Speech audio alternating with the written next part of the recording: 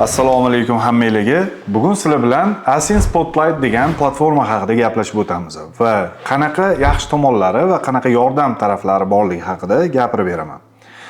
Misol uchun, aytaylik, sizlar hozir tovar qidirishga tushgan paytingizda, aytaylik, qanaqa qilib tovar qidiriladi, Rustam? Har bitta, misol uchun, har bitta stranitsani, har bitta betini Amazonni ochib, ko'rib, u tovarlarni biz o'zimizni qo'ldan qidiramizmi degan joylar bo'lishi mumkin.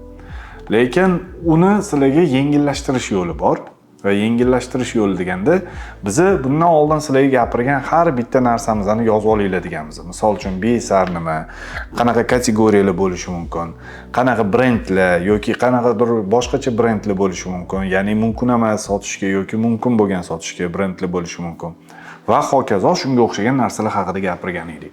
Endi bu narsalarni объемный informatsiya qilib olaman deydigan bo'lsanglar, sizlarga bu yo'lda именно Asin Spotlight degan platforma yordam beradi. Asin Spotlight o'zining tarafidan bu scraper bo'lib, ya'ni misol uchun o'sha Amazondagi bor informatsiyani sizlar bergan filtr bo'yicha bitta hammasini bitta Excel faylga yuklab beradi. Ya'ni Asin Spotlightga kirasizlar, o'zingizlar tarafdan qanaqadir filtr tanlaysizlar. Ya'ni aytaylik, menga mashingacha bo'lgan BSRli, shunaqa narxli, shunaqa diapazonda, shunaqa brendlar kiritilgan holda yoki kiritilmagan holda yoki mashinaga nomi bo'lishi mumkin yoki qanaqadir misol uchun skladida bor yoki yo'q bo'lishi mumkin va qolgan hamma mana shu kichkina filtrlarni polностью bitta joylashtirib chiqqaningizdan keyin sizlar bitta knopka bilan уже o'zingizlarga shu hamma informatsiyani bitta Excel faylda qanaqadir bir aytaylik muddatdan keyin yuklab olsanglar bo'ladi. Yuklab olganingizdan keyin o'sha sizlar bergan informatsiya va kriteriya bo'yicha olingan Excel faylni o'zingizlar xohlagancha, ya'ni отсортировать qilib, sortirovka qilib, nima, qanaqa, qaysi tovar sizlarga to'g'ri kelishi, sotishingizga tanlab, o'sha yerdan yuklab jamlab olsanglar bo'ladi.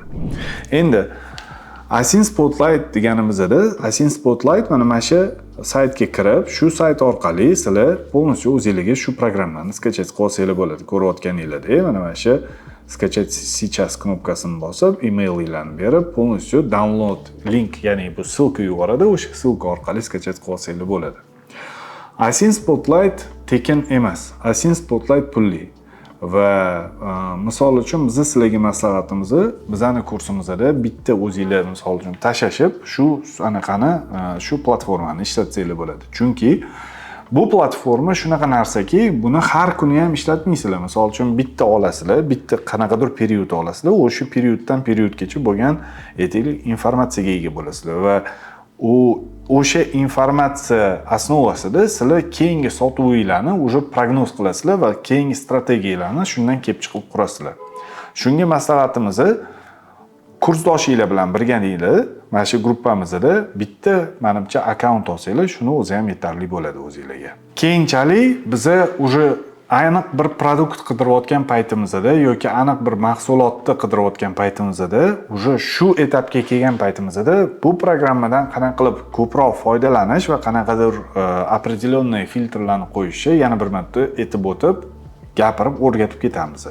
Hozirgi paytda sizlardan faqat shu programmani skachet qilib olish, kompyuteringizga yuklab olish va ustanovka qilib qo'ysanglar bo'ldi. Keyingi etaplarini keyingi darslarimizda gaplashib o'tamiz. Hozircha shu, katta rahmat. Keyingi darslarda uchrashguncha xayr.